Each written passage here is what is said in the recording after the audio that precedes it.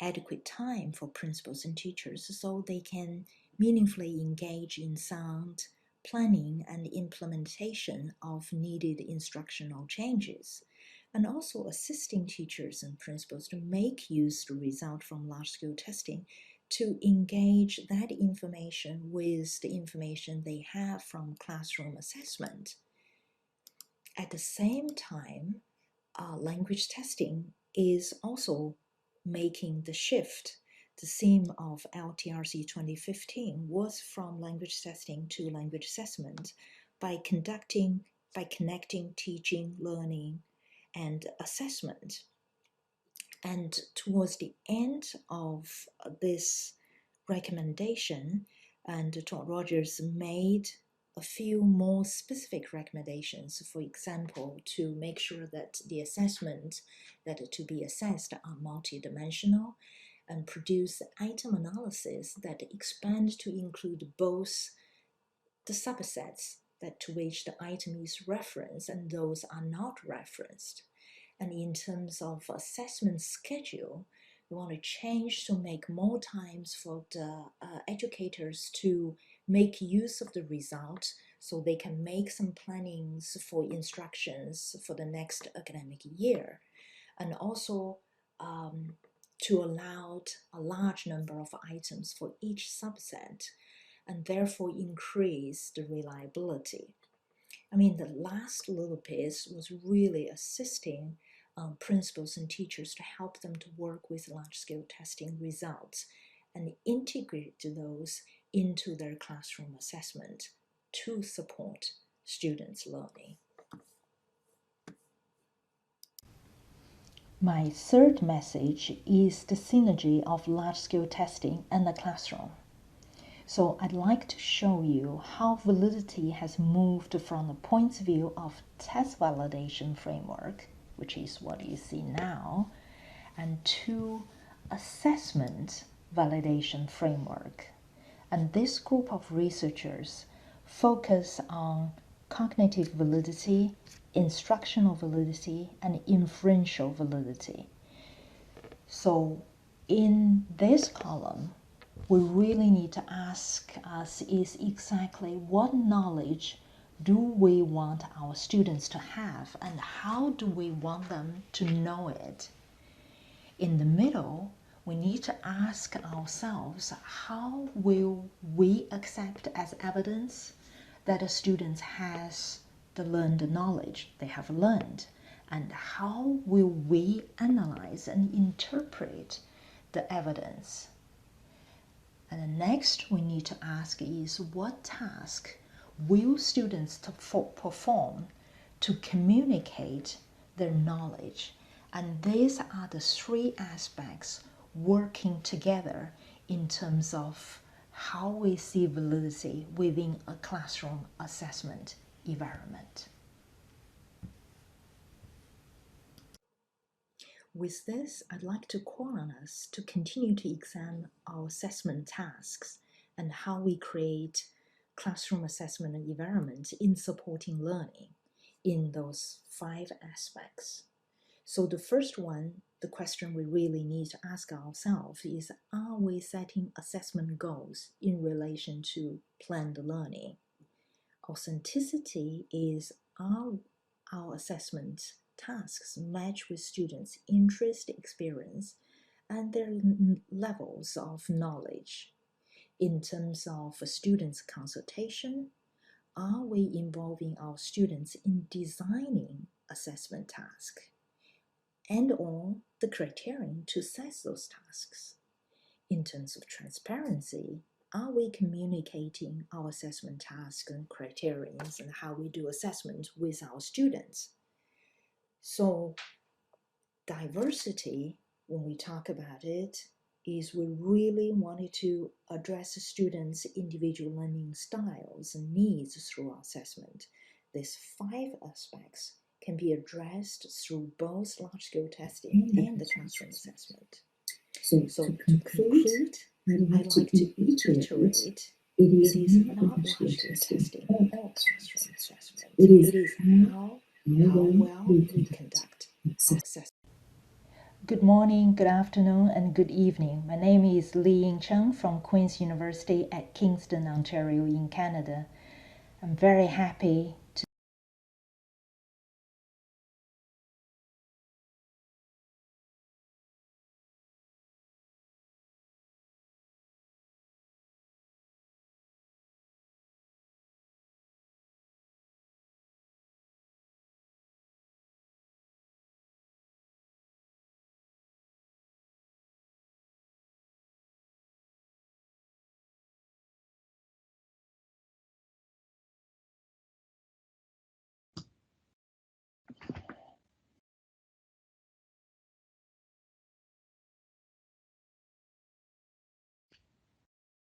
Hello. In this talk, I outline a comprehensive theoretical framework of LOA for languages, what I'm calling a systemic approach.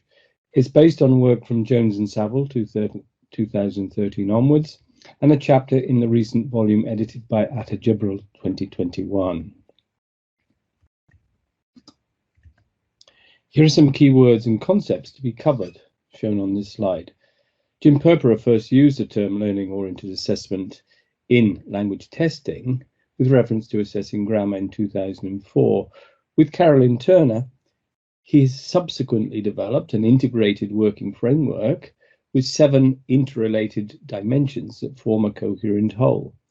Our systemic LOA model has some similarities, but also is different in some important ways. We seek to address the tensions that occur between macro-level policy making and micro-level implementation, of the sort that leads to divergence between large-scale assessments and desirable classroom practices, typically characterized as negative washback or impact. So the systemic model of LOA seeks to provide a coherent framework for language education that promotes better learning in school and across the lifespan. This requires enhanced ways to integrate assessment into all contexts of learning and goes beyond the design of assessment instruments and procedures themselves. It encompasses policymaking, educational reforms, and change management. LOA therefore provides what we call a systemic alignment. The challenge is to link all types of language assessment into a coherent model that values learning processes and learning outcomes. Ultimately, the aim is to bring about improved language teaching and learning and to avoid the negative impacts that occur when language learning and assessment practices are divergent, as I've said. So the LOA system should bring together all segments of the educational landscape into alignment to meet the stated goals, as illustrated here. So goals, curriculum, learning materials, assessment, and teacher development and support. Now, we've used ecological systems theory in developing this model. Ecological thinking in education has had far-reaching influences in the ways that social scientists study human beings and their environments. Bronfenbrenner, for example, has this approach, and he represents a learner's wider environment as a complex dynamical system with interactions across 5 levels. And he describes a complex web linking the individual to the larger social structures of community, society, economics, and politics. So if successfully implemented, schools and classrooms can be connected to the wider social world where language is used for real communication. The intention should be for the school and the community to create language-friendly learning environments where learning progression can be supported through effective feedback and outcomes can be recognized and rewarded reliably. The collection and use of the evidence to support learning is central to this way of thinking, with integrated learning and assessment tasks at the heart. The key features of an ecosystem of this kind are shown on this slide, and I haven't got time to go into it in detail. One point I would make, though, is that increasingly the systemic nature of the system can be facilitated by using digital technology, EdTech, and in the future, EdAI. The interaction between the macro and micro levels are an important aspect of this model, but also of the model of test impact that I developed in my thesis 2009. I argue that a systemic approach, a systemic model, can be used as a theory of action to bring about the intended changes in innovations in a more coherent way. So positive impact by design. The model is, of course, learner-centered, with integrated learning-oriented tasks at the core. This dynamic learning and assessment cycle is iterative and seeks to engage and change the cognition of participants. Evidence of the learner's current knowledge and skills is produced from their interactions with the tasks, and this evidence can be used in various ways as feedback to support ongoing learning and to report outcomes. This slide summarizes the key elements needed for systemic alignment and to create a successful ecosystem of learning. As you see, there's a shared frame of reference on the left, which encompasses the high-level goals of learning, competence, cumulative competence in the real world, specific curricular objectives, the content, and a scale of proficiency, such as the common framework of reference for languages or similar, to measure proficiency. The curriculum determines the nature of the learning-oriented classroom interaction, that is the locus of learning in the formal setting, but it also unites learning tasks and activities outside of the school. So all forms of assessment of, for, and as learning can thus be aligned. Now, the positive alignment of these various kinds of assessment to support learning has hitherto proved challenging. But, as I mentioned, digital technology now provides transformative opportunities by collecting, storing, and helping us interpret the data within the model. Teachers and the quality of their teaching, however, remain central, but with the increasing use of this technology, their role will need to adapt and evolve to the new learning context. Amongst other skills, high levels of assessment literacy will be needed to take full advantage of the data-driven evidence that the system provides, and so that they can use this to empower learners more effectively. So in summary, the systemic approach seeks to provide a way of combining all forms and uses of assessment. The aim is to achieve measurably better language learning and consequently to equip learners with enhanced communication skills. In order to avoid negative impact, a key factor remains the necessary alignment of stakeholders' views and actions in their own context, so at the macro and micro level of the system. So, in addition to a theory of change and improvement, LOA needs to provide a theory of action aimed at implementing educational change processes and to achieve the intended impact by design. If such alignments are to succeed, the shared understandings of the principles and values underpinning the systemic model need to be developed by the various participants and stakeholders and then communicated among them to everybody involved. This, I think, will remain an ongoing challenge. So with that, thank you very much for listening.